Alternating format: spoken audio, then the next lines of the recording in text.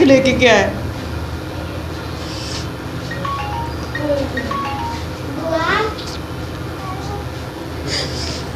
दे दी जाए, उन्हें जो चाहिए, जिस तरह का भी जो चीज़ भी जाने की चाहिए हम देने के लिए तैयार है। पुलिस बिल्कुल इन्वॉल्व नहीं होगी, ठीक है।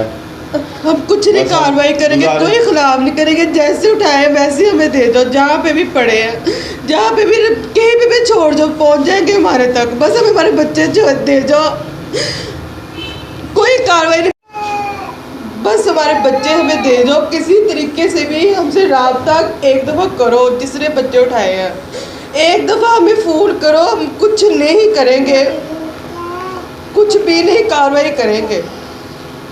ये एक माँ का वादा है, सच्चा वादा, मेरे बच्चे बस हमें दे जाओ बस। पूरे पाकिस्तान से मैं करती हूँ, लोगों से, आवाम से, जिसने कोई कहीं पे भी कोई देखा है हमें बताए, हमारे बच्चे हमें बस दे जाओ, बस बच्चे हमें अल्लाह के वास्ते दे जाओ हमारे।